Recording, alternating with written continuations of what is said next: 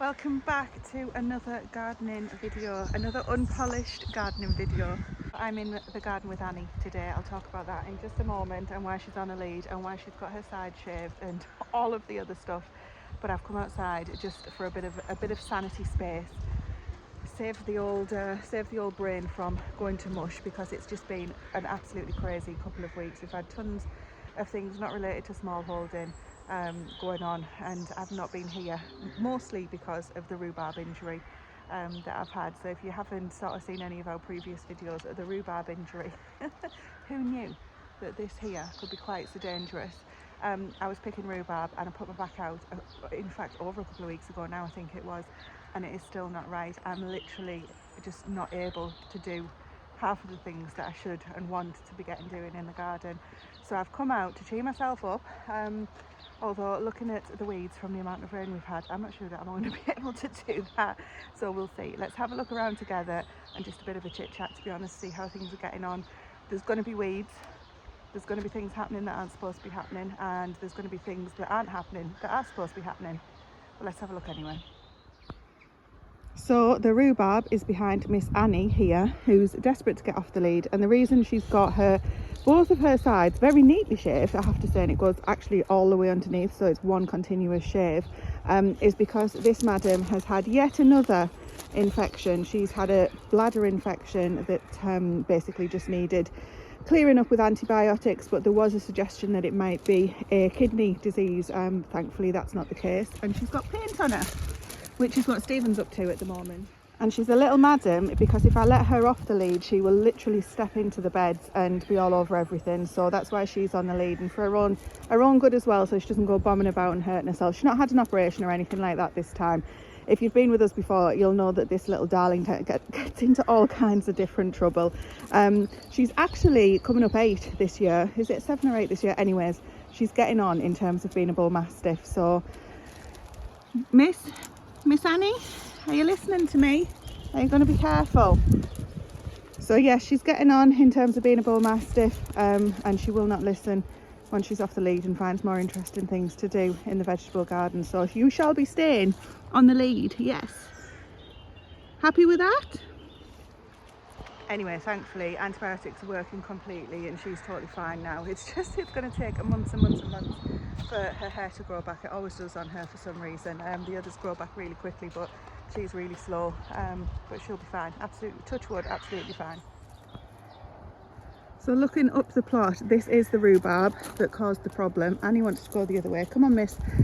And it's already needs picking again. It's been a good couple of weeks since I actually picked it, and this time I've turned the most of it into that barbecue sauce that I talked about, which I really didn't expect, because I didn't think the family would love it quite as much as they do. So I think that's definitely going to be a new staple now. I've also done quite a lot of cordial and prepared cordial for the freezer. By that I mean I've just chopped some rhubarb up into big bags so that I can just tip it into a saucepan and just turn it into cordial nice and quick. I haven't preserved any in water bath form just yet. Don't know what she can smell under there, but that is what the majority of this rhubarb is going into. Obviously the usual crumbles and all of that good stuff, but we're trying to stay off the more sweet sort of puddings as much as possible, as nice as they are.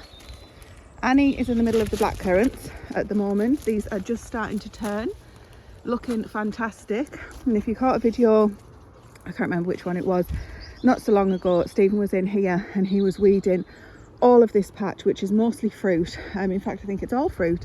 The raspberries in here, one of the jobs for me to do, when I'm editing this, when I'm listening back to it, I'm going to get a pen and paper and write down all the jobs that I'm talking about. Let's see how many I have to capture. But these stems here that are clearly done for, old raspberry stems, they all need to come out so that they're not going to be there for next year. But you can see, I think these will be the autumn raspberries that are starting to come now, because, well, it's saying that actually, might be the summer ones. Anyway, there's also a sucker, which I can't really point to at the moment. I'll try with Annie's lead. This isn't a raspberry, it's just a sucker that's come from goodness knows where, and needs taken out too, but that's going to be a spade job I think. And the gooseberries have come on leaps and bounds. I am going to try adding some of these. Now miss, that's silly, you're going to get spiked in the gooseberry bush. You need to be careful, okay? Am I boring you? Ever so sorry. The gooseberries, I'm going to try and add those to the barbecue sauce that I was just saying that I use the rhubarb there for, just to see if I can use some of them that way up as well, and if anybody notices. But it's a good thing that the kids like the barbecue sauce, the rhubarb barbecue sauce. I don't want to ruin it by sort of adding something else in and putting people off. But there's loads of gooseberries coming, and there's another couple of recipes that I found for the gooseberries as well, so we'll give those a try. And there's different stages and different stages of ripeness, and there's another one right at the back over there. So they're looking really, really good. They always give us a fantastic harvest of gooseberries. I've swapped hands because Annie's pulling my arm out the other one. So they're underneath me. My feet here are the potatoes, which have just absolutely shot up since we've had the rains of the last couple of weeks. But because the potatoes have, that also means the Jerusalem artichokes have, and we haven't got around to digging those out, so it looks as though they will live another year. I mean, let's be honest, they're going to live a lot longer than another year anyway, aren't they? They're going to outlive a lot of us. They'll be here after the blooming apocalypse. The potatoes, I weeded in between them, I've hilled them up, so I'm quite happy with those guys there. However, I did leave a bit of space around here. Oh my goodness, the comfrey. Right, all of this here, this little section, there's nothing in there. It looks like there is, and that's because they are literally all weeds from the rains that we've just had. So I'm not going to get overwhelmed. It's just a case of this is what it is. So this needs weeding as well, and then hilling up in between the potatoes again, which something has been in digging them up. I'm not sure what it is. I mean, we don't get rabbits, touch wood, in here. Could be the cats. Anyway, we were putting the muck heap. This is temporary muck heap. Had an idea about something else that we're going to put here. It's not the polytunnel that we've talked about before. Talked about lots of different ideas, but Stephen's come up with a different idea, and because it's his idea, there might not be too much convincing on my part. So we'll see how that goes, and I'll let you know about that as and when over the next few months. It's not a kind of a next weekend thing. And then here, where Annie is busy sniffing into, we've got all of the peas. No, oh, really? What was so special about that? See, this is why you're not allowed off the lead. So these are different, that's marifat peas that Annie's just been trying to eat. These are just regular shelling peas next to them. And further along here, I've got another type, which were, oh, these are the ones that Ali sent through, Bolero. I need to remind myself if you eat those fresh or dried. And what I've done at the end of each of these beds is put in, oh look, you can see, they're trying. A little courgette plant at the end of each of the beds, because I figured that would be just wasted space at the bottom there. And then we've got different types of beans. Now, interestingly, I knew we were going to go down here. Interestingly, some of these have kind of burnt as they've been coming up. And what I've tried to do is sow some more, which for some reason have come back to the surface. Clearly haven't germinated yet. But we'll see what turns up. There's already a few there, so I'm happy with that. Different levels. You see, like, why? I don't know why they're unhappy, but then some of them clearly are really happy. Oh my goodness. Get off. This is, you've got to, you're not bothered at all, are you? No. Stay in your lane. These are White Lady runner beans all the way along here up until maybe you can see where they change halfway, and they are, I'll tell you in a second. The next lot along here are Trail of Tears, which have germinated really well. Another courgette. And then along here we absolutely need to get the netting in. You can see that the wind, we've had a couple of storms, and the wind has just literally bent those in over, so we desperately need to get that the netting up for these guys to hang on to. Some of the sweet peas are coming through nicely, and there's different types of peas in here. We've got some of the Mange 2 and some of the sugar snaps. Can't remember the names off the top of my head, but yeah, really pleased with how they're doing. And then on this side, it's just starting to rain, typical. These are all aldermen and definitely need netting to grab onto there. They're going to be quite a challenge to get to grow where we want them to otherwise. Last time I do the garden tour with Annie in a lead, she's been a nuisance. Here is Grace's memorial garden. Doesn't that look absolutely stunning? It's the best place on the plot, looks beautiful. So they're all for animals that we've lost, different things, and she looks after all of that herself. And then despite the rain, Stephen's planter is looking really dry, so I'll have to have a look at that and see if that needs a good water. And next to it, this bed has just completely got away from us. Stephen mentioned that on one of the other videos that we were going to get to it. He was doing the strawberry bed and this bed on his week off. Time got away with us, ended up doing different things, and we still haven't got to that. And I've just noticed there's actually some purple sprout and broccolis turned up, which I didn't expect. I thought they were all done for. Anyway, that needs completely emptying. Feeding to the pigs and the chickens, even the poppies. They look really pretty, to be fair, but yeah, needs completely doing. And the asparagus is the same. We'll just get that tidied up. Anything that we don't use, the animals will have, and then kind of reset for the week ahead.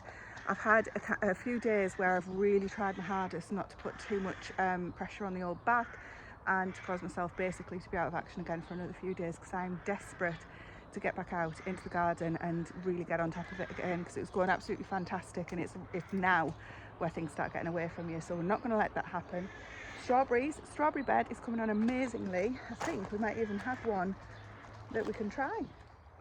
Absolutely gorgeous. I don't leave it go any longer because some of them no, it's for me, because some of them have already been eaten by the slugs and snails.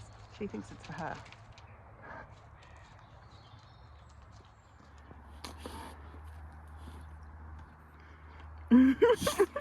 Wait, sit down.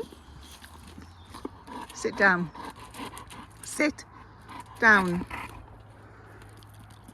You're welcome. And then next to the strawberry bed, this bed, believe it or not, is doing fantastically. Although it's not a potato bed, there are baked potato squash in here. So what I need to do is come and get in and grab those potatoes out, which are obviously volunteer potatoes from a previous year. I've also got some here that I didn't get in this year because the bed was full for the ones that I wanted. What I'm going to do is just put those in a bucket in the greenhouse and see what happens. The beetroot that I sowed have come on fantastic, although look at this.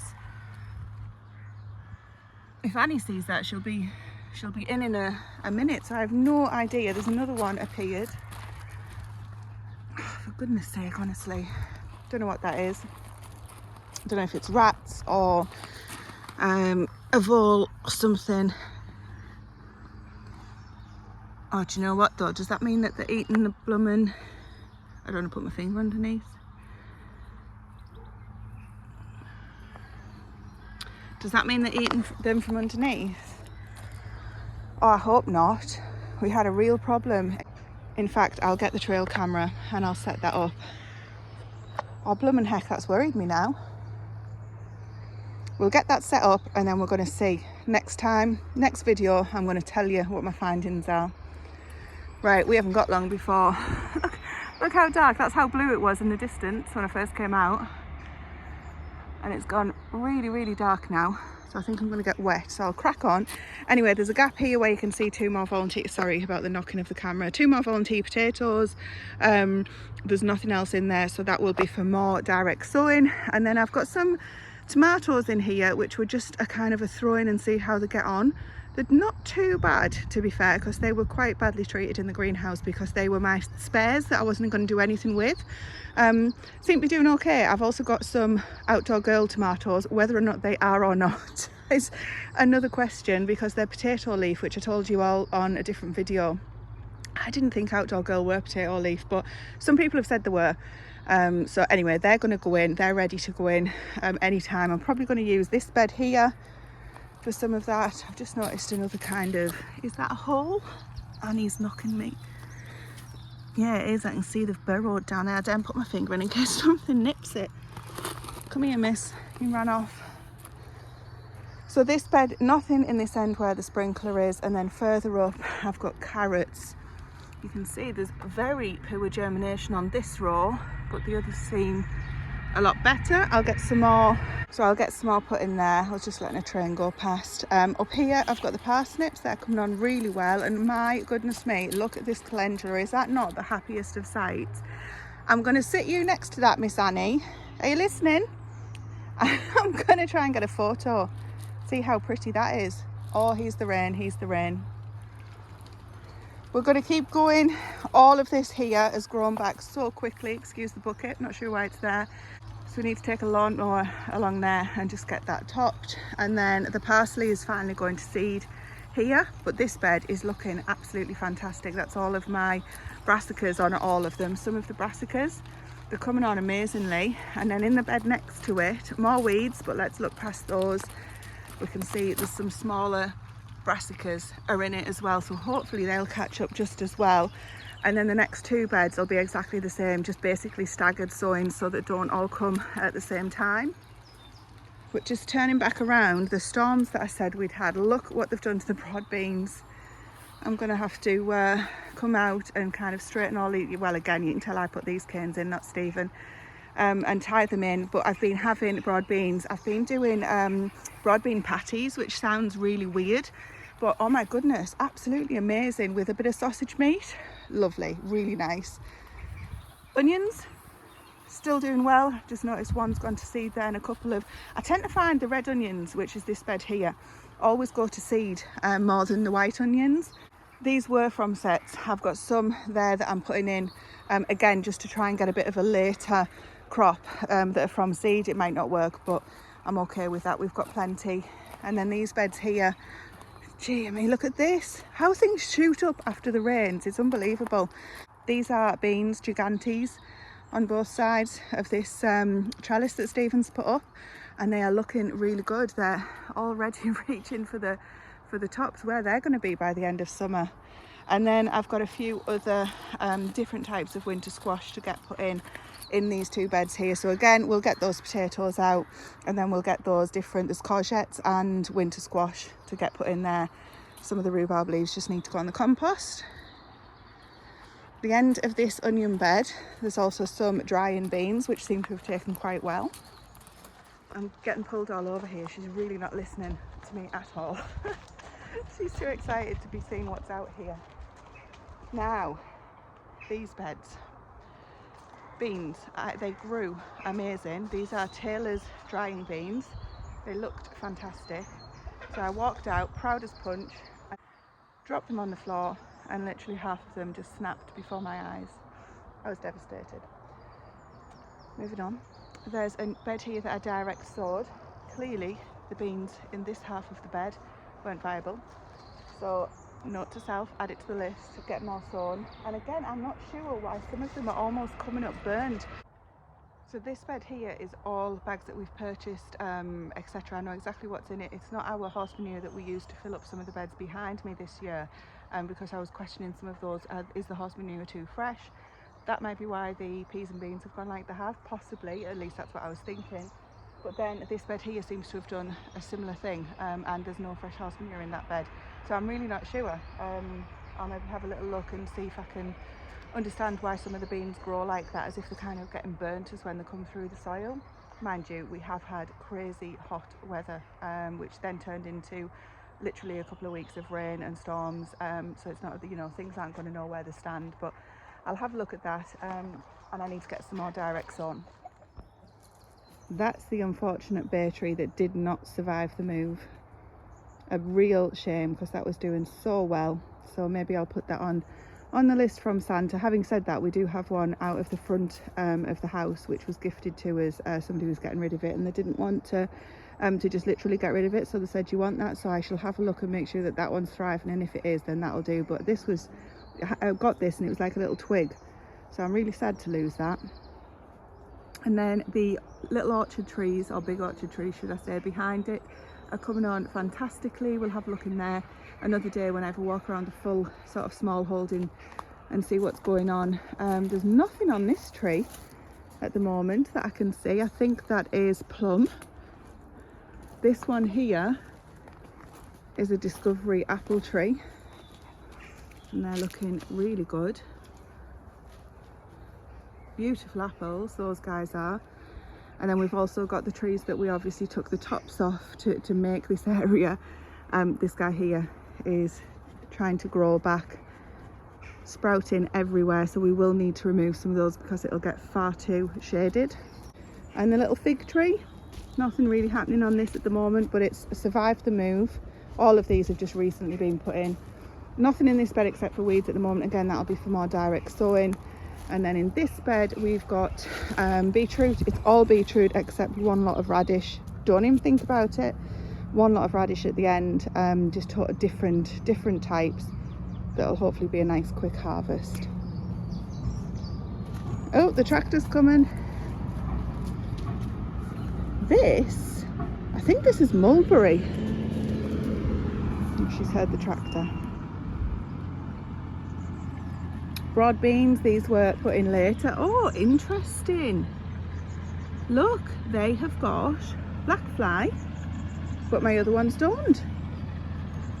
Can you see that on the camera? Very interesting. Oh, and there's a whole bunch under there. So I might just leave you guys be the sacrifice. I'm sorry. Lovage, absolutely taken over, always does. Complete thug, so that will definitely need chopping down. It will resprout, it does every year. And then on here, as long as Annie doesn't knock them all off, we've got pears. Let's go around and up and under. Where have you gone? There. Pears. They're looking really good. Oh, they're all over the place. Once you start seeing one, you've seen them all. I've got the aeroplane going overhead, the tractor's squeaking just to the side of me, and the rain is coming again. But to be honest, it's actually still quite nice out here. A little breeze. You might be able to hear pick it up on the microphone. I'm going to take that as my hint that that's enough for today. So yes, I am really wanting to get out and be doing a lot more than I've been able to get done, but I need to make sure that I don't end up going back over, because it has been so blooming frustrating that I can only do so much and then have to stop for far too long. I've been doing my stretches, you know, all the stuff that I would hope would help. So fingers crossed that, you know, at least in the next couple of days I've kicked this painful back to the curb and I can get out and be getting on with stuff. There's loads that needs to get doing. Everyone's helping, of course, they always do. But yeah, that's where we're at the moment. There's probably loads more to show you, but I just wanted to come out and have a little wander around. A stress-free one. Not sure about stress-free. Anyway, I will see you later. Thank you for watching.